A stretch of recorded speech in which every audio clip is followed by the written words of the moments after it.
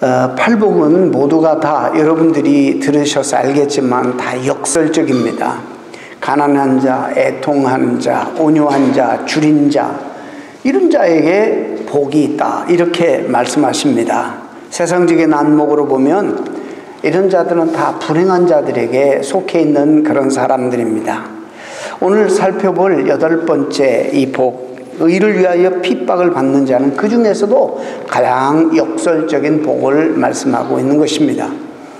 여러분, 첫 번째, 우리가 이 팔복을 시작하기 전에 먼저 말씀을 안 들으신 분을 위해서 이 복은, 이 말씀은 그리스도를 사랑해서 그리스도의 제자가 되기를 원해서 주님을 따르는 자들에게 주시는 말씀입니다. 그렇기 때문에 오늘 이 말씀이 어떤 분들에게는 대단히 부담이 되고 또 대단히 어렵게 느껴질 것입니다만은, 여러분이 기왕에 주님을 영접하고 주님을 사랑하고 그리스도의 제자가 되기로 작정하셔서 나서셨다면, 이제 우리가 하나님의 나라에 들어가서 그의 통치와 지배를 지금부터 받고 살아가는데, 이런 삶의 특성을 우리들이 드러내며 살아야 된다는 것입니다. 그래서 오늘 이 말씀을 조금 부담이 되더라도 이 말씀을 잘 들으시고 여러분 신앙생활을 한번 점검해 보시고, 내가 신앙생활의 동기가 어떠했을지라도 우리가 목표는 어디를 향해서 가야 되는지 정도는 분명히 여러분들이 아셔야 되고, 내가 영적인 상태의 현주소가 어딘지를 한번 진단하고 점검하는 축복의 기회가 되기를 바랍니다. 박해를 받는 것이 복이다? 욕을 얻어먹고 핍박을 받고 악한 말을 듣는 것이 복이다?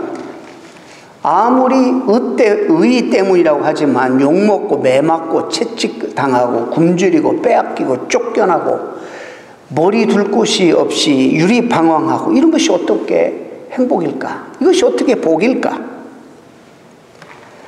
이것은 어떻게 해서라도 우리가 정말로 피해야 할 길처럼 보입니다. 그런데 사도 바울도 고린도전서 15장에 부활에 대해서 얘기하면서 이 부활을 믿지 아니하면 우리 믿는 사람들이 이 세상에서 가장 불쌍한 자라 이야기한 것처럼, 오늘도 주님이 분명히 산상수훈에서 총정리로 이 말씀을 주셨는데, 이 말씀을 우리가 받아들이지 않고 이대로 살지 않으면 어쩌면 우리가 이 세상에서 가장 불쌍한 자일 수 있습니다. 핍박받고 가난해지고.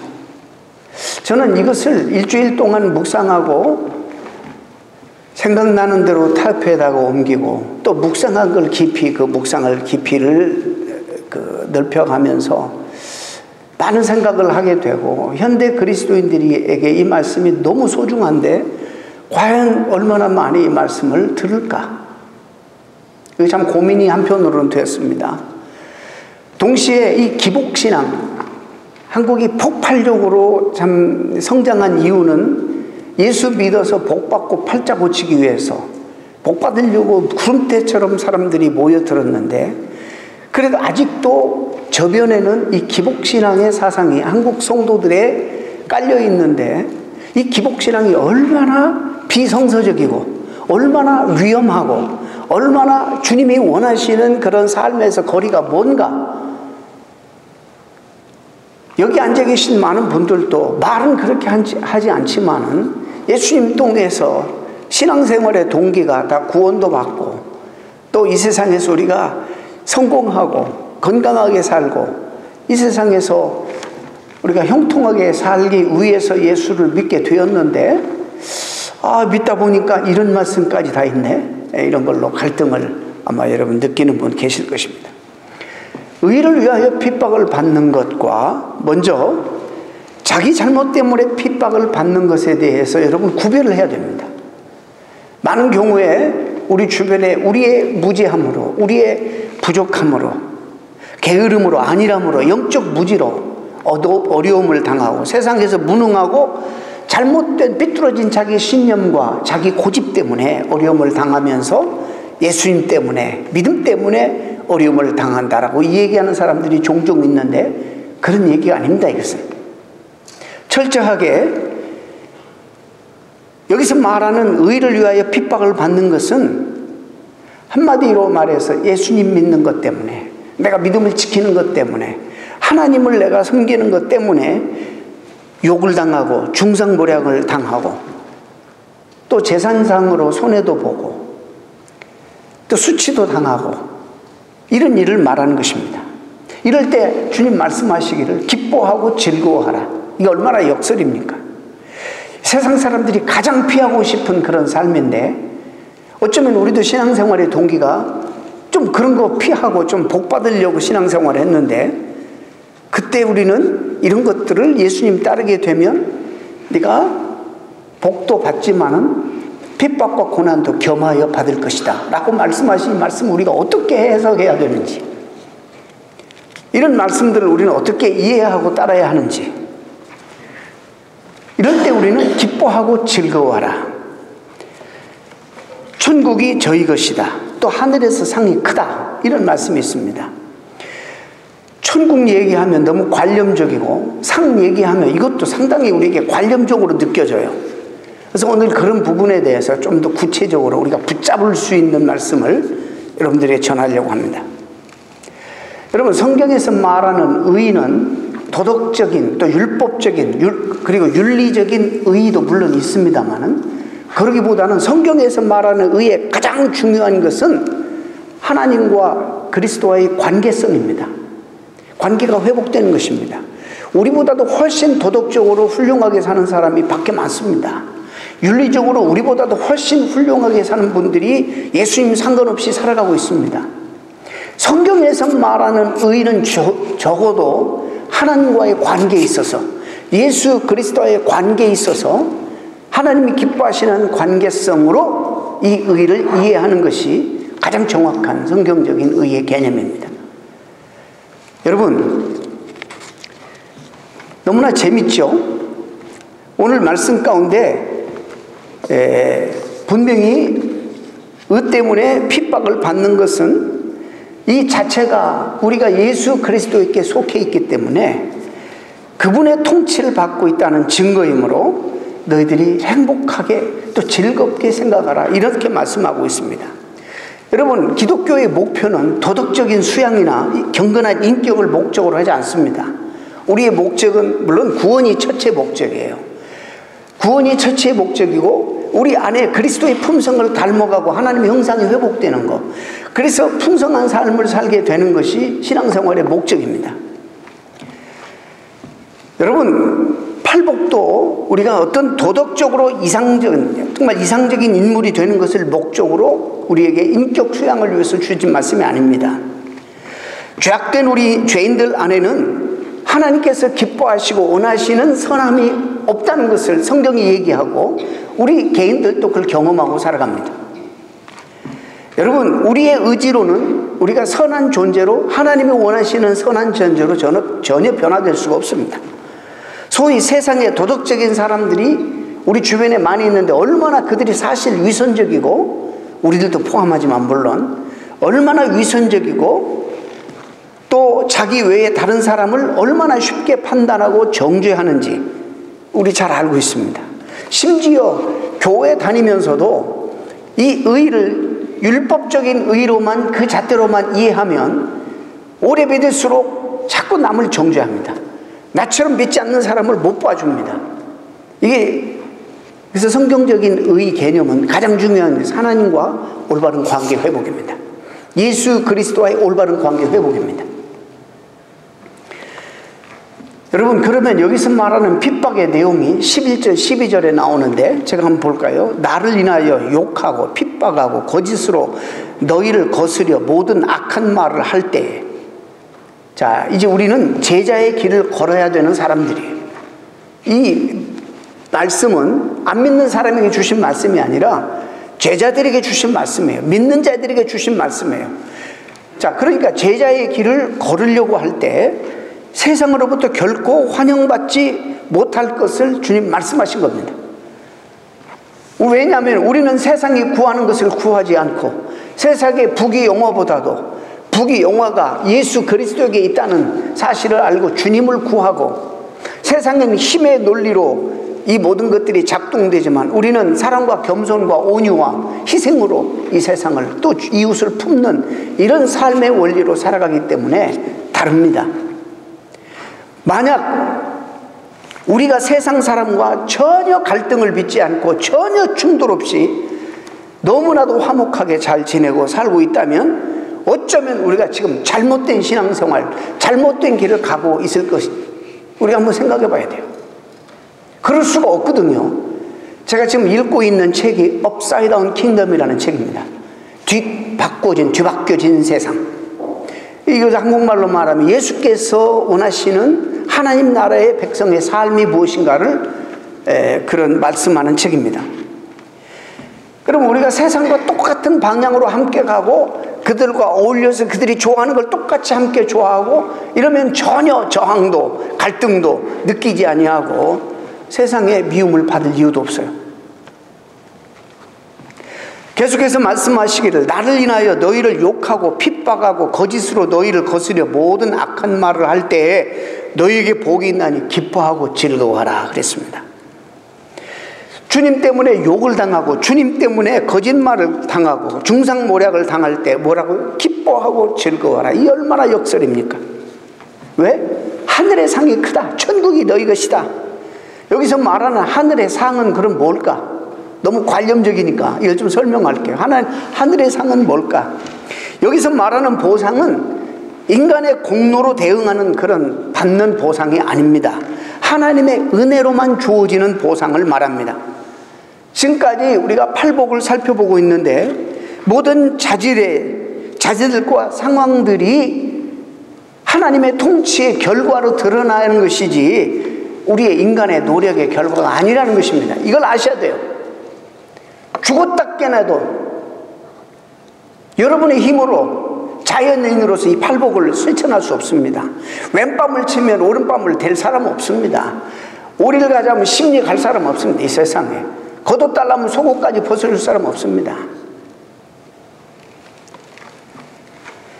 여기에서 말하는 하늘의 상도 인간 스스로의 능력이나 업적의 대가로 주어지는 보상이 아니라 하나님의 통치로 이루어지는 보상, 곧 하나님 나라를 의미합니다. 그런데 그 나라가 우리는 하나님 나라 천국 그러면 그 영어로 말하면 extreme futuristic, 죽고 난 다음에 사후의 그 나라만을 꼭 이해해요. 자동적으로.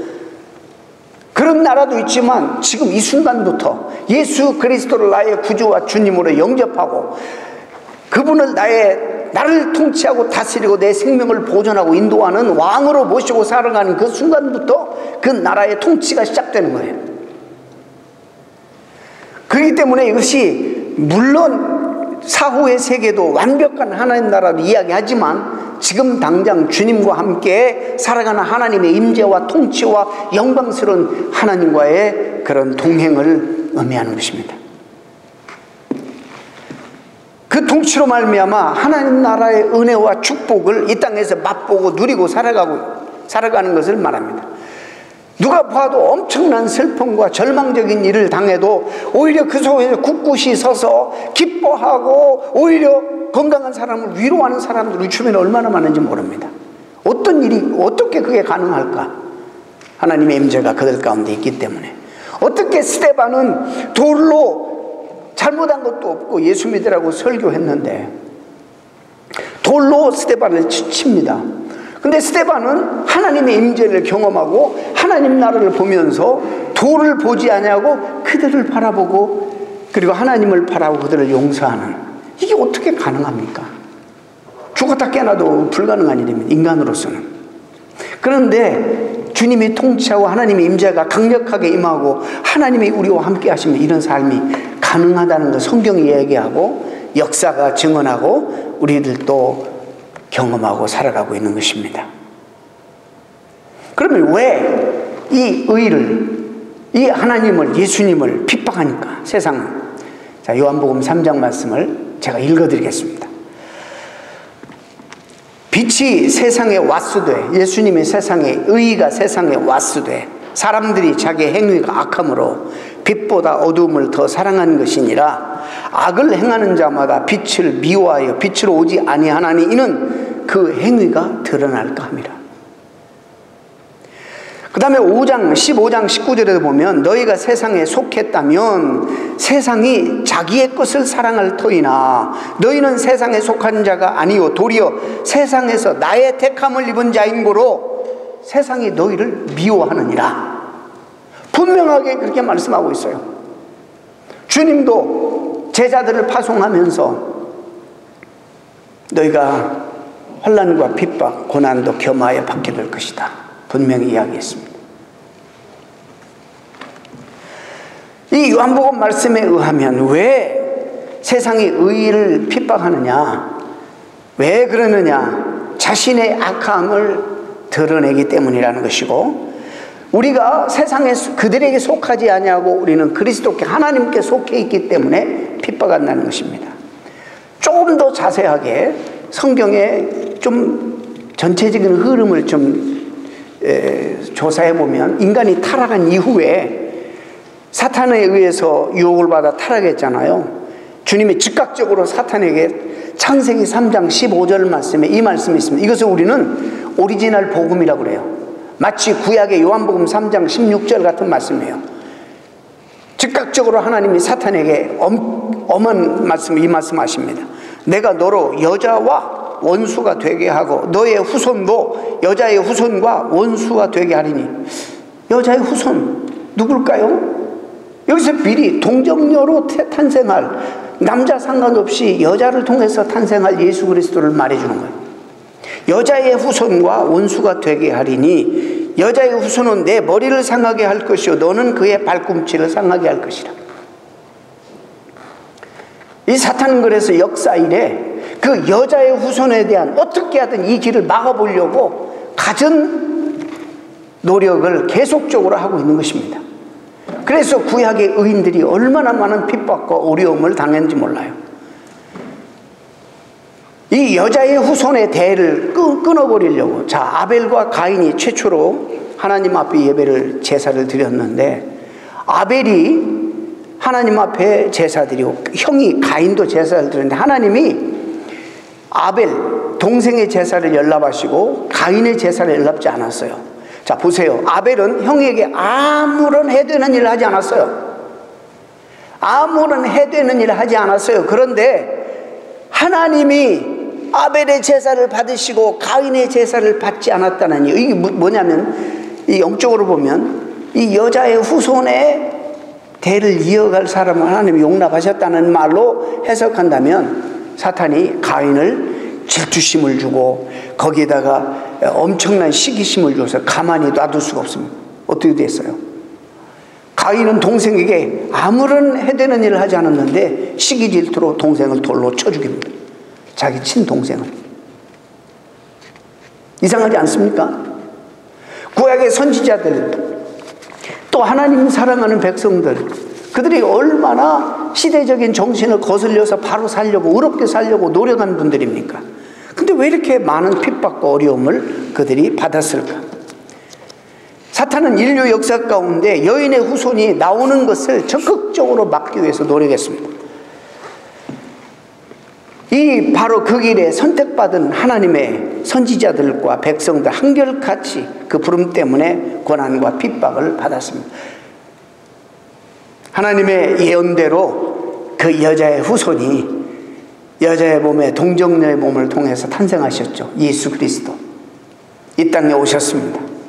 그런데 그 당시 가장 잘 믿는다고 성경을 달달달달 외우고 전통에 대해서 해박하고 또 실제적으로 모든 사람이 감히 범접할 수 없을 정도로 종교적이고 정말 신앙생활 잘하는 그 당시 최고 사람들에게 존경받고 있었던 바리새인 서기관들, 주님은 그들에게 얼마나 핍박을 많이 받았는지 모릅니다.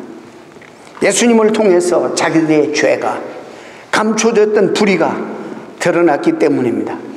못 견뎠습니다. 그래서 결국 예수님을 십자가에 못 박아버렸습니다.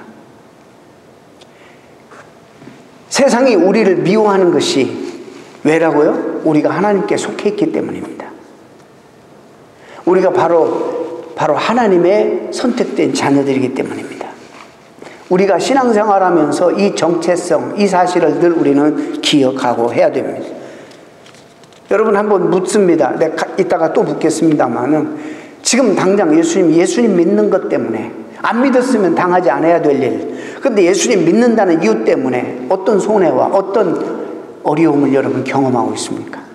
만약 그런 게 전혀 없다면 아쉽게도 여러분 한번 오늘 심각하게 주님 앞에서 이 말씀 앞에 고민을 해야 될 것입니다.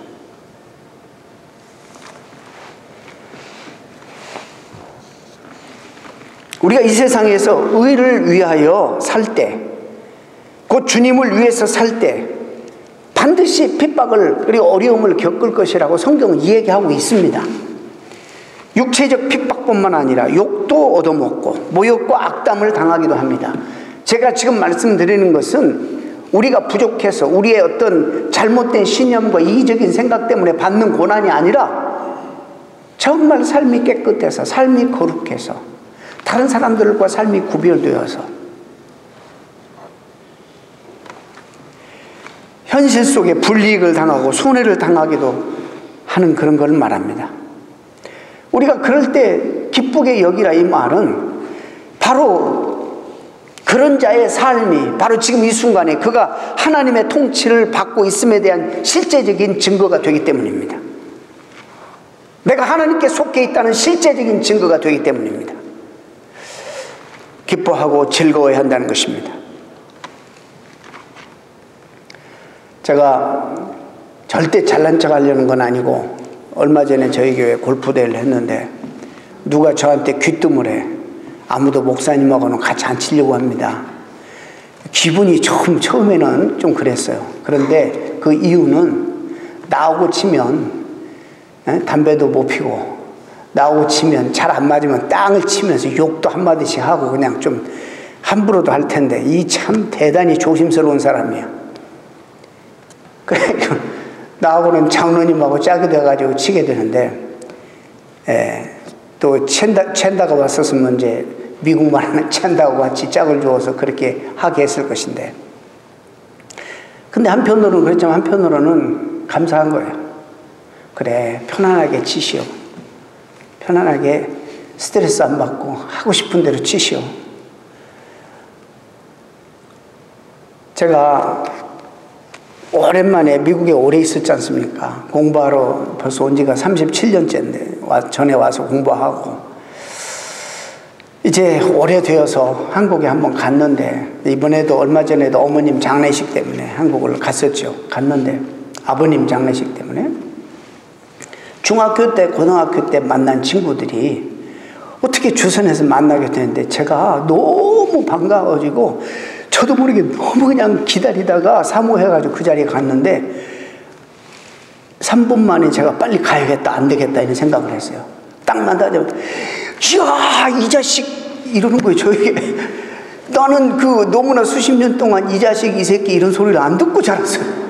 너무나 다른 속에서 자랐는데 친구들은 중학교 때 고등학교 때 그 정서로운 마음 어쩔 줄 모르고 와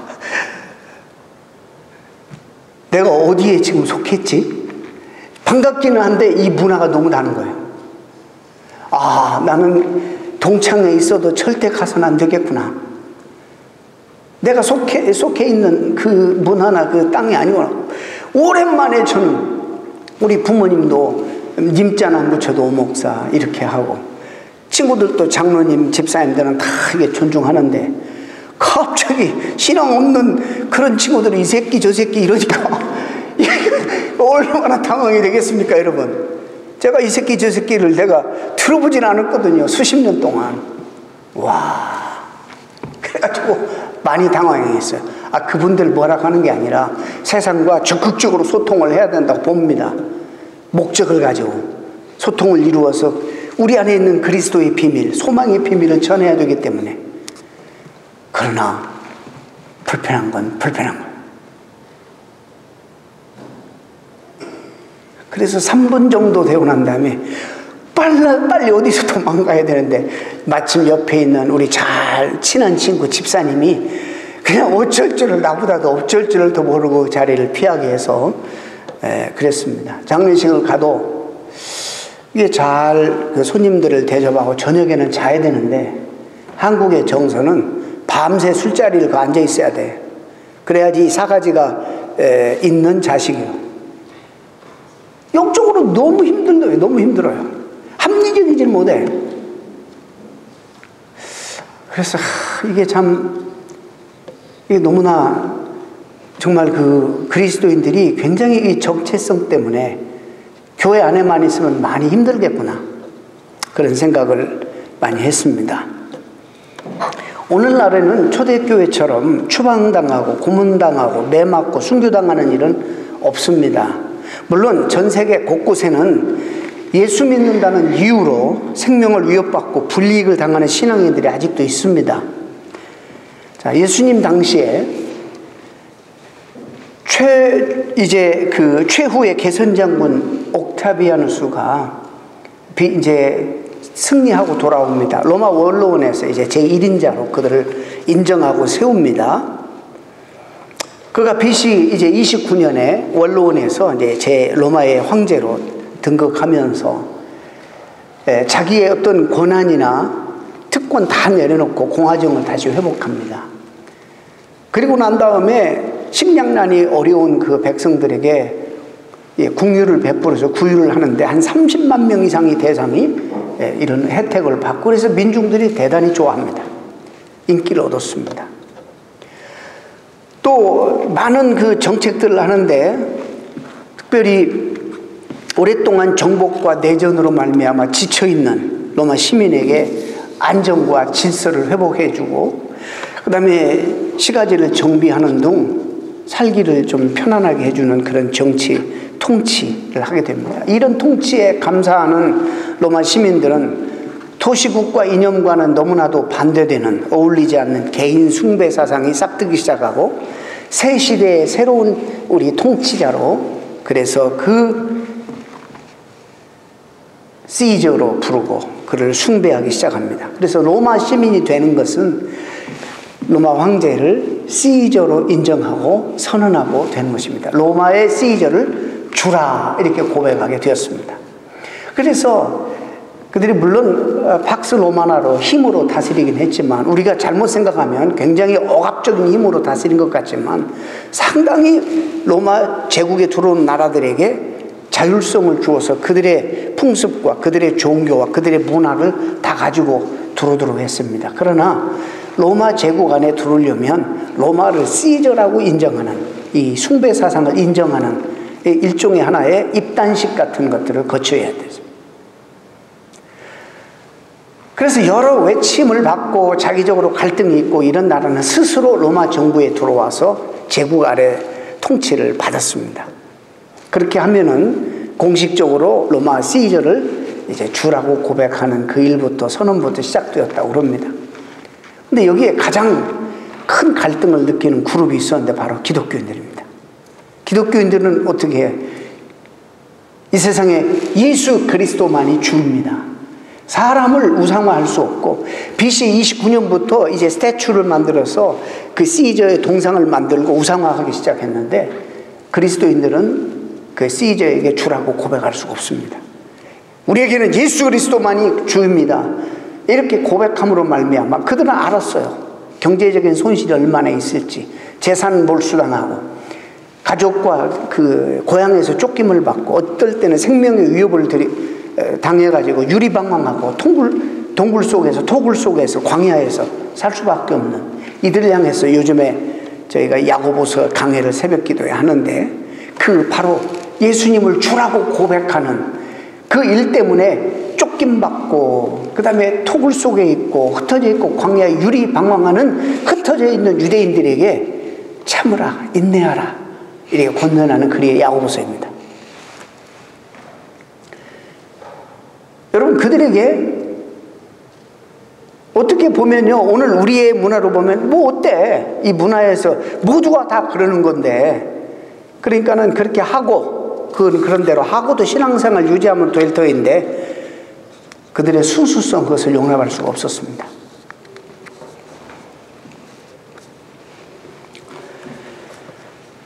여러분, 우리가 살고 있는 이 문화 속에 그런 물리적인 핍박은 존재하지 않습니다. 그런 노골적인 물리적인 핍박은 없어도 저는 단언코 말씀드립니다. 시대, 어느 시대보다도 이 시대가 예수 그리스도를 믿기 가장 어려운 시대에 저희들이 살아가고 있다는 것을 우리가 알아야 합니다. 사탄의 또 다른 계략이고 정책입니다. 보이지 않게 우리를 힘들게 하고 위협하는 그런 어려움과 고난과 핍박들이 적지 않겠습니다. 어쩌면 세상은 더 교묘한 방식으로 우리를 어렵게 하고 있는지 모릅니다. 자본주의의 물량주의와 신자유주의의 경쟁으로 우리를 몰아갑니다. 여러분, 미래에 대한 불안과 신자유주의의 경쟁으로 우리를 몰아갑니다. 그래서 무한 경쟁 시대, 우리가 알면서도 우리 자신을 거기에 던집니다. 그들이 사용하는 무기가 바로 그런 겁니다. 그래서 우리는 소외되기 싫어합니다. 어디든지 속하고 싶어 합니다. 괴로움, 혼자 있는 것을 못 견디게 합니다. 물신주의는 많은 돈을 소유해야지 돈이 우리에게 행복을 가져준다. 아무리 고백은 그렇게 하지 않아도 다 한결같이 이 시대의 정신입니다. 가치관입니다. 이 대열에서 낙오되면 정말 엄청난 불안감을 가지게 됩니다. 그래서 결국에 집단적인 이기주의를, 극단적인 이기주의도 심어줍니다. 저는 미국에 와서 첫 번째 본 영화, 그게 정말 실제적으로 그 스프링 박스인지는 모르겠습니다만은 제가 그 영화를 봤습니다. 그 영화는 아프리카를 배경으로 한 영화가 아니라 유럽의 한 목가적인 농장을 배경으로 한 영화였습니다. 여러분, 스프링 폭스라는 그 양은 수천 마리씩 떼를 지어서 살아가는 양입니다. 그렇기 때문에 풀도 많이 없는데 앞에 수천 마리 양들이 밟고 이러니까 먹이가 없으니까 뒤에 있는 양은 앞에 있는 양을 들이받고 자꾸 먹이를 찾아서 앞으로 갑니다. 이 양은 이 엉덩이를 들이받치니까 자꾸 앞으로 나가야 될 것만 같잖아요. 자꾸 밀어대니까 자꾸 앞으로 나중에 뛰어요. 뛰기 시작하는데 수천 마리가 이제 뜁니다. 앞에 양이 뛰니까 뒤 양도 그냥 뛰는 거예요, 같이. 왜 뛰어야 되는지 몰라. 어디로 뛰어야 되는지 몰라. 자기 막 뛰어. 앞 양이 뛰니까 자기도 뛰어. 근데 문제는 낭떠지를 딱 만나면 스탑할 수가 없습니다.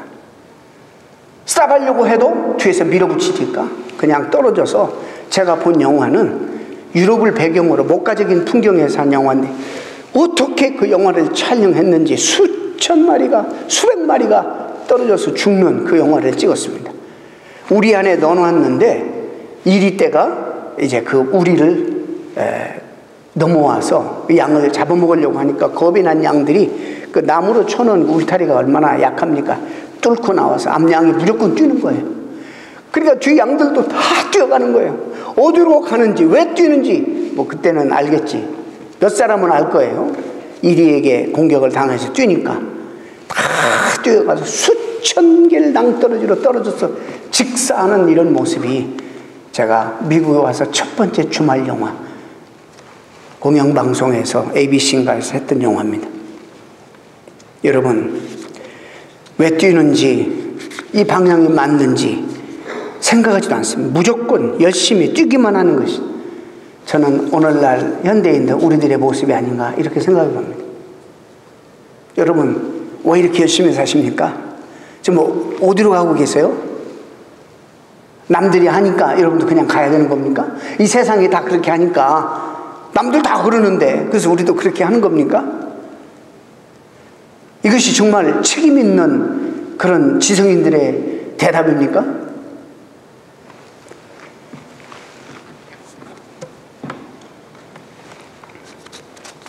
여러분, 열심히 살아가고 있지만 왜 이렇게 살아가는지,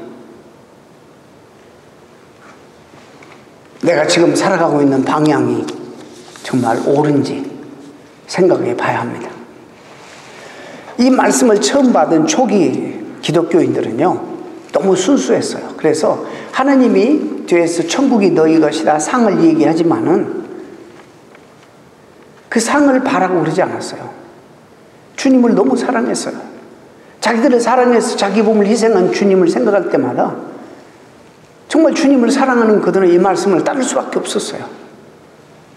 여러분, 엄마가, 아빠가 자기 낳은 자녀를 기르고 먹이고 힘들고 어려운데도 다 키워내는 것은 이들을 통해서 나중에 덕 보려고 그런 겁니까?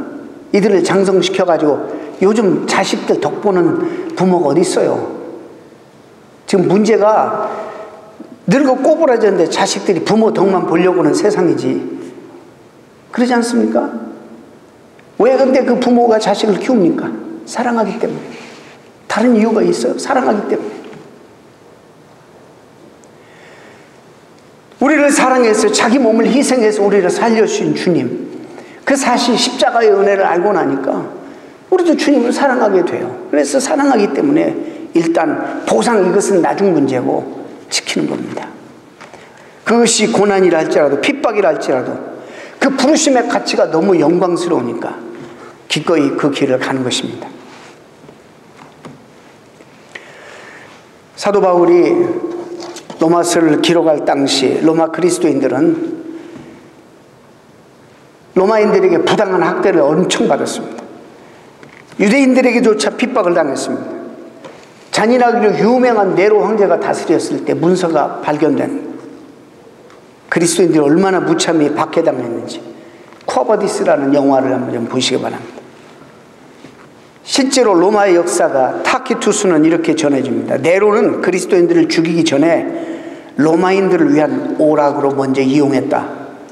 신자들 중 일부는 짐승의 가죽 틀을 마치 사람인데 짐승의 가죽 그것을 입혀가지고 굶주린 맹수에게 주어서 잡아먹히게 찢겨 죽게 하고, 심지어 맹수가 없으면 개도 며칠간 굶겨가지고 먹히게 그렇게 했다고 그래요.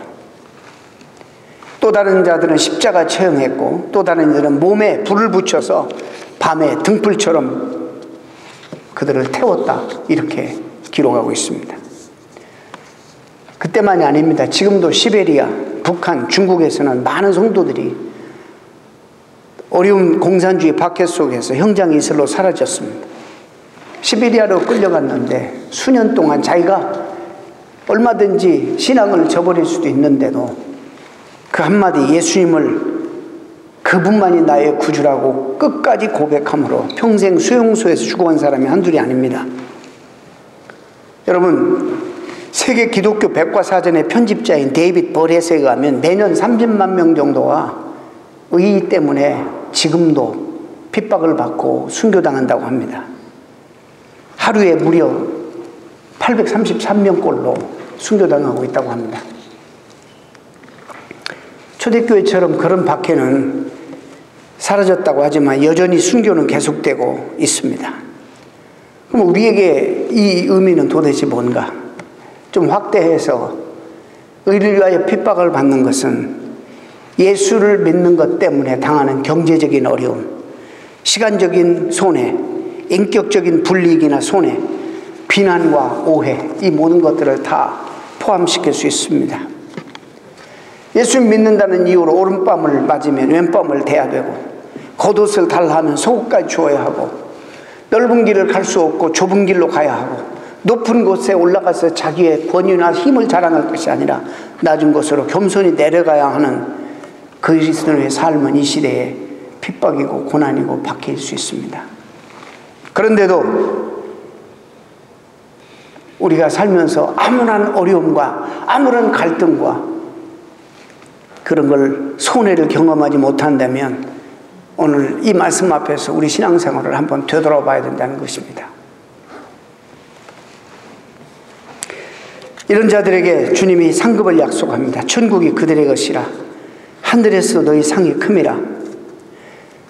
여러분, 말씀드렸죠. 예수 믿다가 죽어서 가는 그것만을 얘기하는 게 아닙니다. 이미 여러 차례 말씀드렸지만 천국은 사후 세계만을 의미하지 않고, 만일 그렇다면 굳이 박해를 당해야 될 이유가 없습니다. 예수님을 믿으면 박해를 받든 안 받든 나중에 다 천국에 들어가니까.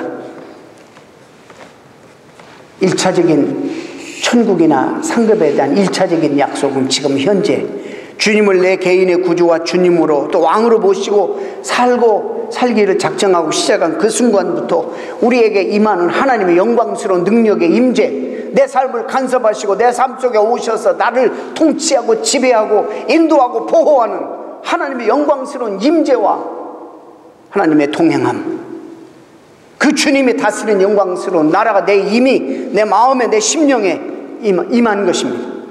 크고 놀라운 하나님의 나라가 이 내 작은 심령 안에 임하는 것입니다. 높고 거룩하신 하나님의 통치와 뜻이 그 하나님의 나라가 내 삶 속에 임한 것입니다. 이런 것 때문에 여러분 왜 그러냐면, 물론 죽은 다음에 사후의 세계 가는 천국도 우리가 사모해야 되지만 오늘의 천국의 삶을 맛보지 못하기 때문에 우리 삶에 변화가 없는 것입니다. 하나님의 약속이 뜬구름 잡는 것처럼 늘 느껴지는 것입니다. 마크 갈리라는 학자는 기독교 2000년 역사에서 순교당한 사람들을 연구하고 계속 추적하고 조사한 사람입니다. 근데 그가 이런 말을 남겨요. 순교자들의 발자취를 따라가다 보면 한 가지 공통점이 있는데 그것은 바로 하나님의 임재였다. 그렇게 말해요. 어떻게 그래 죽을 수 있어요? 하나님의 임재가 그들 가운데 있었기 때문이었다. 죽음의 순간까지 하나님의 임재 때문에 두려워하지 아니하고 기뻐하고 즐거워했다 그랬어요. 저는 이것이 신앙생활이 아닌가. 그런 순교는 아니더라도 우리가 살면서 주님의 임재, 하나님의 함께 하시는 경험, 동행의 축복을 누리는 것이 신앙생활이 아닌가.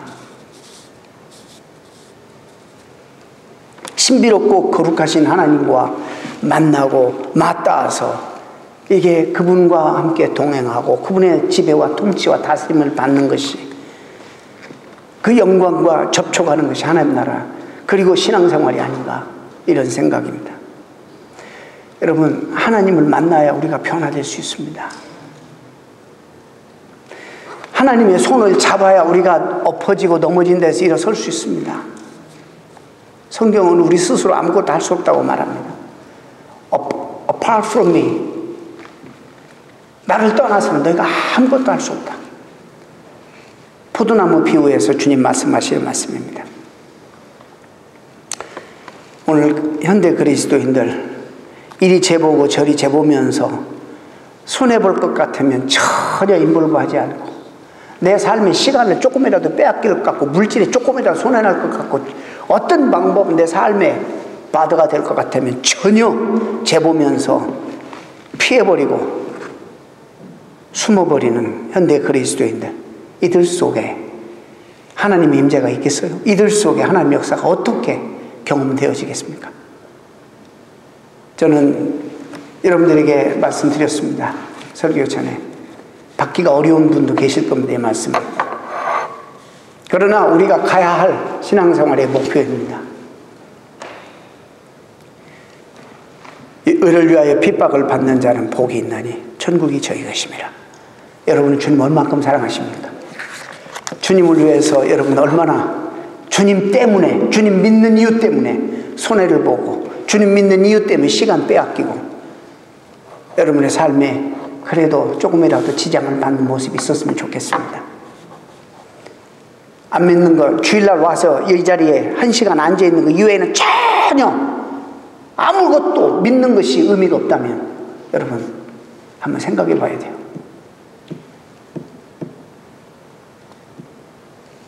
기도하겠습니다.